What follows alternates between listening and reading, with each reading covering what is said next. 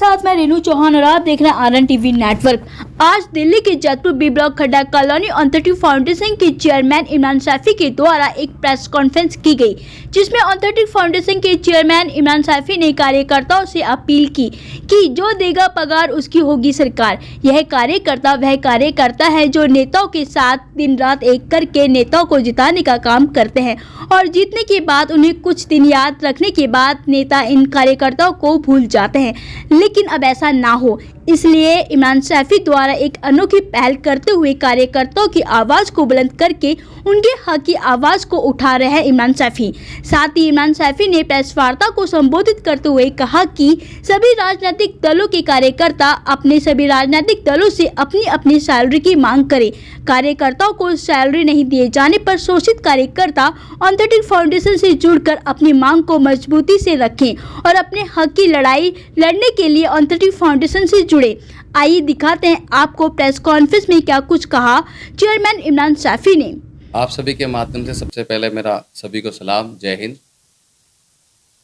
जैसा कि आप सबको पता है, पिछले दिनों से हम एक मांग को लेकर बहुत मजबूती के साथ हम और हमारी पूरी टीम काम कर रही है, जिसमें कि आज तक जो राजनीतिक दलों ने कार्यकर्ताओं के साथ जो शोषण किया है, फ्री में उनका यूज़ किया है, कुल्हड़ की तरह, जैसे चाय का कुल्हड़ होता है, चाय पी और कुल्हड़ को फेंक दिया, इस तरह से आज तक राजनीतिक दलों ने कार्यकर्ताओं का शोषण किया है और 2-2 साल, 5-5 साल, 10-10 साल लोगों ने अपना बेहद कीमती समय उन राजनीतिक दलों को दिया है जो आज सत्ता में बैठी हैं। और हमारी उन्हीं राजनीतिक दलों से मांग है कि आप सभी कार्यकर्ताओं को, और ख़ास करके उन कार्यकर्ताओं को जिनको आप एक लेटर पर उनको अध्यक्ष, उपाध्यक्ष, महासचिव, सचिव और ऐसे अनगिनत पद दे देते हो, जिससे वो अपने घर बार को, बीवी बच्चों को, माँ बाप को, सबको भूल जाता है, उसको देने के साथ साथ उसको पगार भी आपको देनी पड़ेगी। ये मुख्य मांग हमारी है और हम इस मांग को लेकर आप लोगों को आज बुलाया है, ताकि ये जितनी भी सत्ताधारी पार्टी हैं ये उस कार्यकर्ता का शोषण ना करें और हमारे कार्यकर्ता, हमारे जैसे कार्यकर्ता उन राजनीतिक दलों के द्वारा परेशान ना हो और अपना कारोबार लगे रहें, करते रहें, खाने कमाने का जो जरिया है उसमें लगे रहें। या आपको ऐसे ही क्या कहना चाहते हैं? नहीं, इसमें चुनाव से कोई लेना देना नहीं है। लेकिन आप कार्यकर्ताओं की बात कर रहे हो ना? जी, कार्यकर्ता तो बहुत सारी पार्टियों में शोषण हो रहा है ना, हजारों पार्टी हैं ऐसी, और हर स्टेट में अलग अलग पार्टी है, हर स्टेट में उनके मुख्यमंत्री हैं। ये किसी पर्टिकुलर एरिया का मामला नहीं है, ये पूरे देश का मामला है। लेकिन ये सुनहरा अवसर हो गया ना, अभी चुनाव है, आपने मुद्दा उठा दिया, तो सुनहरा अवसर है कार्यकर्ताओं को। जी, हम चाहते हैं हर चीज़ समय के हिसाब से ही मांगी जाती है। आज समय है, आज दिल्ली में चुनाव भी है और भी राज्यों में चुनाव है। अगर चुनाव के दौरान हम अपनी बात नहीं रखेंगे तो फिर कोई सुनेगा भी नहीं। तो हमारी गुजारिश यही है आप लोगों के माध्यम से कि इन राजनीतिक दलों का करेंगे बहिष्कार और जो देगा पगार उसकी बनेगी सरकार, चाहे वो केंद्र का मामला हो या किसी भी राज्य का मामला हो।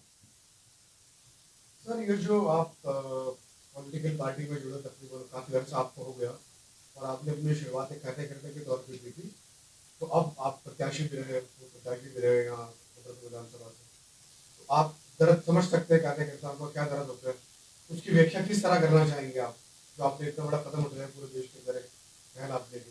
देखिए, आप सभी के माध्यम से बताना चाहूँगा, 2009 से सक्रिय राजनीति की, एक राजनीतिक दल के द्वारा की और पिछले दिनों तक राजनीति की रहा, लेकिन निचोड़ ये निकला सिर्फ मेरा शोषण हुआ, मेरा नुकसान हुआ उन पदों के चक्कर में, मेरा कोई भी फ़ायदा किसी भी प्रकार नहीं हुआ। तो उसी चीज़ को देखते हुए कि ऊपर वाले ने मुझे सक्षम बनाया, तो मैं तो सारी चीज़ें इस शोषण को झेल गया।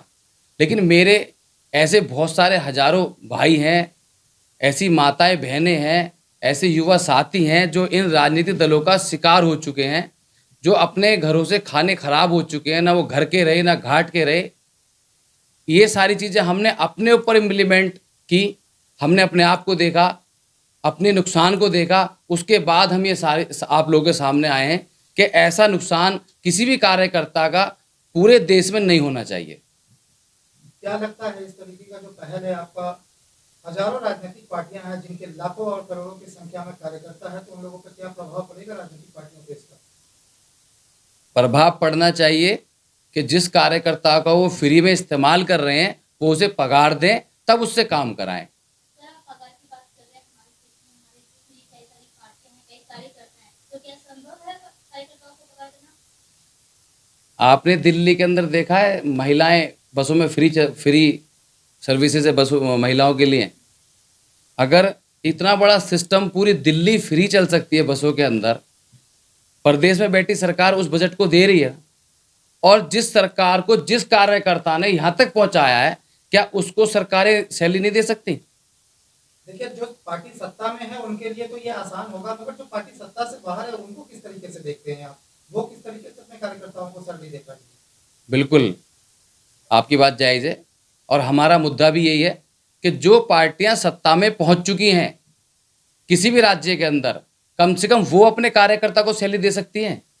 जो पार्टी सत्ता में नहीं पहुंची है उसके लिए हमारी उससे कोई भी मांग नहीं है। हमारी मांग ही उन लोगों से जो सत्ता में बैठे हैं। ऐसे में तो जो लोग सत्ता में, जो पार्टियां हैं, सभी कार्यकर्ता विपक्षी दल को छोड़ के फिर उनके साथ होने की कोशिश करेंगे, तो फिर इस तरीके से राजनीति का जो स्तर है, जो कार्यकर्ता हैं जो राजनीतिक दलों के, वो तो काफी बड़े संख्या में सत्ताधारी पार्टी के साथ शामिल होने की कोशिश करेंगे। उसमें बुराई क्या है?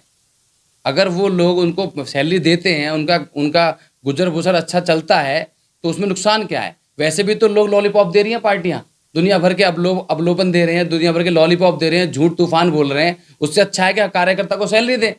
सैलरी देंगे तो कम से कम मजबूत तो खड़ा रहेगा उनका कार्यकर्ता।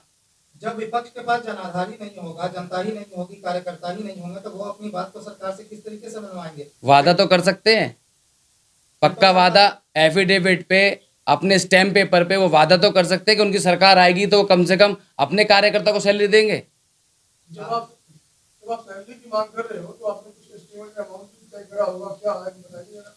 देखिए, एस्टीमेट अमाउंट देखेंगे वो लोग जो उस कार्यकर्ता के दम पर सत्ता में पहुंचे हैं। आज कार्यकर्ता की अगर हम सैलरी की बात कर रहे हैं तो एस्टीमेट की भी बात आ रही है। वैसे हजारों करोड़ की योजना 1 मिनट में कोई भी प्रदेश का मुख्यमंत्री आता है और मुंह से 2 बात में हजारों करोड़ की योजना बोल देता है ना। उस मुख्यमंत्री को बनाने वाले कार्यकर्ता के लिए इतना बड़ा प्लान की जरूरत नहीं है कि उसका बजट बनाना पड़ेगा। वो जो सरकार में है उनके पास बहुत बजट है, कोई पैसे की कमी नहीं है। मांग है आप लोगों के माध्यम से कि राजनीतिक दल पगार देंगे तब सरकार में आएंगे, और उसी को लेकर कार्यकर्ताओं को और बेनिफिट्स क्या क्या मिलने चाहिए। ऐसा नहीं है सिर्फ खाली पैसा ही बेनिफिट है, पगार ही बेनिफिट है। उसके बहुत सारी ऐसी चीज़ें हैं जो अपने वो कैरियर में, अपने उस समय में, 10 साल के पीरियड में बहुत बड़े नुकसान कर लेता है।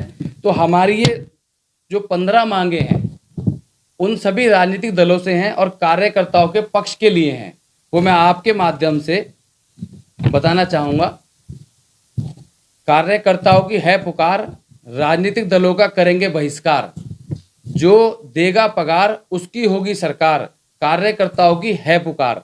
राजनीतिक दलों से कार्यकर्ताओं के हक की मांग। सभी विंग के पदाधिकारियों को न्यूनतम 18,000 रुपये प्रतिमाह वेतन प्राप्त होना चाहिए, क्योंकि ये सरकार ने डिसाइड किया है। आप छोटे से छोटे किसी भी मजदूर वर्ग के आदमी को अपने यहाँ जॉब पे रखेंगे तो आपको न्यूनतम सैलरी 18,000 रुपये देनी पड़ेगी। ये सरकार की गाइडलाइन है।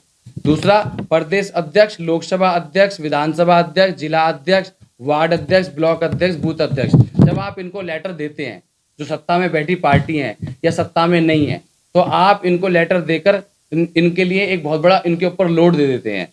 उनकी भी सैलरी होनी चाहिए। सम्मानित पदों के आधार पर वेतन प्रतिमाह सुनिश्चित किया जाना चाहिए। मिनिमम अमाउंट जो आपका मिनिमम सैलरी है वो पद के हिसाब से होनी चाहिए। सचिव है तो उसके हिसाब से होनी चाहिए, लेकिन होनी चाहिए, फ्री का काम ना हो।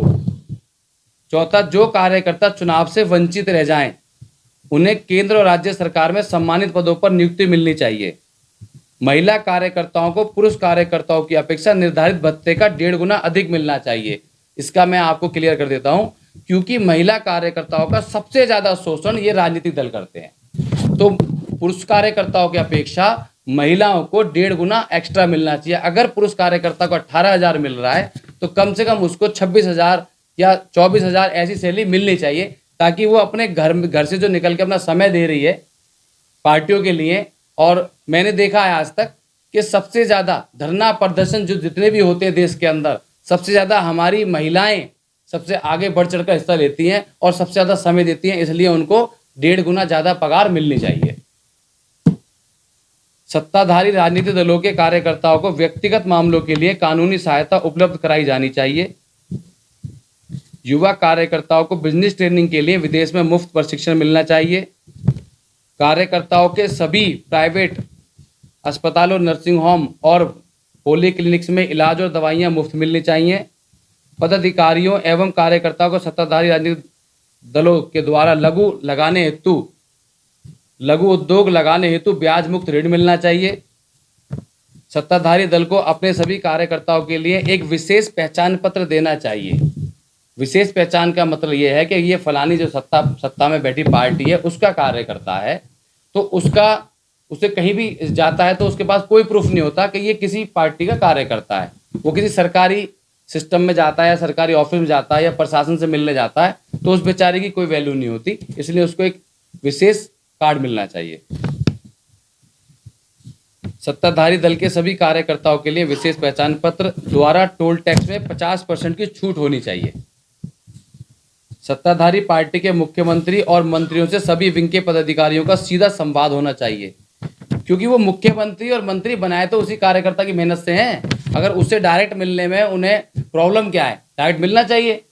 तो हमारी ये मांग है, पहचान पत्र द्वारा सीधे संपर्क करने की अनुमति होनी चाहिए। सत्ता में बैठे होते हैं सत्ताधारी पार्टियों के अंदर कार्यकर्ता, उस बेचारे का मोरल गिरते हुए देखा है हमने। जब वो थाने के बाहर खड़ा होता है उसे एक सिपाही उसे अंदर नहीं घुसने देता। इतनी वैल्यू नहीं होती कार्यकर्ता की, उस कार्यकर्ता की जिसने अपने रात दिन अपनी गाड़ी कमाई, अपने खून पसीने की कमाई, अपना बेहद कीमती समय उस पार्टी के लिए लगा दिया, लेकिन उस बेचारे की वैल्यू कहीं भी नहीं है। तो उसके लिए ये सारी स्पेशल जो चीज़ें हैं ये होनी चाहिए कार्यकर्ताओं के लिए। यही हमारी सभी सत्ताधारी पार्टी कार्यकर्ताओं और पदाधिकारियों के बच्चों को मुफ्त शिक्षा मिलनी चाहिए और बच्चों के लिए राज्य के सभी विभागों में नौकरी का प्रावधान होना चाहिए। ये आपने सारी चीज़ें देख ली, ये हमारी जो मांगे हैं। आपके माध्यम से हम पूरे देश में ये बात पहुंचाना चाहते हैं कि जो कार्यकर्ता आप लोगों को सत्ता में पहुंचा रहा है, अगर आप ये सारी सुविधाएं उसको दे देंगे तो आपका क्या चला जाएगा, क्योंकि वो जो आप इस लायक बनाए भी तो उसी ने। अगर एक आपके पीछे एक कार्यकर्ता ही नहीं होता तो आप ना तो मुख्यमंत्री बनते, ना आप पब्लिक का भला कर पाते। अगर आप पब्लिक का भला कर रहे हैं तो कार्यकर्ता का भला कर दीजिए। जब आप सिर्फ 1 मिनट का एक आम वोटर होता है, मैं आपको सीधी भाषा में बताता हूँ, एक आम वोटर है और एक पदाधिकारी है। आम वोटर सिर्फ 5 साल में 1 दिन का समय निकालता है और 5 मिनट के लिए पोलिंग स्टेशन जाता है और उसका वोट देता है और वो अपने घर चला जाता है। उसके लिए आप हजारों करोड़ रुपए की योजनाएं बनाते हैं ना जी, और बनानी भी चाहिए कि उसने आपको अपना मत दिया है जिससे आप सरकार में आए। लेकिन उस जो मतदाता तक आपकी इन्फॉर्मेशन, आपकी आइडियोलॉजी, आपका जो मैनिफेस्टो है, आपके विचार हैं, वो कौन पहुंचाता है? एक कार्यकर्ता। वो किसी भी दल का है, किसी भी राजनीतिक पार्टी का है, वही कार्यकर्ता आपको मुख्यमंत्री बनाता है और केंद्र में मंत्री बनाता है, आपको प्रधानमंत्री बनाता है, आपको निगम पार्षद बनाता है, विधायक बनाता है, हजारों प्रकार के आपको पद दिलवाता है, सिर्फ एक कार्यकर्ता। तो आप उस एक कार्यकर्ता के लिए अगर ये चीज़ें कर देंगे तो आपका कोई बहुत बड़ा नुकसान नहीं होगा। आपको जनता के भी काम करने हैं और कार्यकर्ता का भी काम करना है। ये ऑथेंटिक फाउंडेशन की मुख्य मांगे हैं जो आज इस ऑफिस से शुरू हो रही हैं और बहुत जल्दी देश के कोने कोने से ये आवाज़ उठेगी कि कार्यकर्ताओं की है पुकार जी, कार्यकर्ताओं की है पुकार, जो देगा पगार उसकी रहेगी सरकार। कहीं ना कहीं आप राजनीतिक दलों के कार्यकर्ताओं के लिए सीधा सीधा आरक्षण की मांग कर रहे हैं कि जो कार्यकर्ता है उनको सरकारी नौकरी में भी आरक्षण मिलना चाहिए। तो कहीं ना कहीं जो पढ़ लिख के जो बच्चे नौकरी में आ रहे हैं उनके साथ कहीं ना कहीं भेदभाव नहीं होगा कि राजनीतिक दलों का झंडा ढोने वाले को सीधे नौकरी मिलेगी, जो पढ़ने लिखने वाले लोग हैं नहीं पढ़ना पीछे रह जाएंगे। तो किस तरीके से देखते हैं आप? नहीं, आप ये बताइए, नौकरी बिना पढ़ाई लिखाई के तो मिलेगी नहीं ना। अगर कार्यकर्ता का बच्चा इस लायक है कि उसको नौकरी मिल सकती है, वो इतना पढ़ा लिखा है, तो पहले कार्यकर्ता के बच्चे को नौकरी मिलनी चाहिए। हाँ सर, आप कार्यकर्ताओं से भर्ती लड़ाई के लिए कानून पहल कर रहे हैं, लेकिन जनता जनार्दन को भी तो ये सुविधा नहीं मिलती। नहीं, जनता को तो सुविधाएं कहाँ दे पा रहे हैं लोग, जनता की सुविधाएं पूरी नहीं हो पा रही हैं। तो मैं आपके इन चैनलों के माध्यम से कहना चाहूँगा वो भी सुविधाएं पूरी होनी चाहिए, लेकिन हमारी मुख्य लड़ाई है कार्यकर्ताओं की। और राजनीतिक जितने भी दल हैं, जितने भी राज्य हैं, जितने भी मुख्यमंत्री बने हुए बैठे हैं हर राज्य के अंदर, वो सब अपने कार्यकर्ताओं को इन सब सुविधाओं का फायदा दें। इससे जुड़ी तमाम खबरें देखने और जानने के लिए आप हमारे चैनल को लाइक करें, कमेंट करें और सब्सक्राइब करना ना भूलें। धन्यवाद।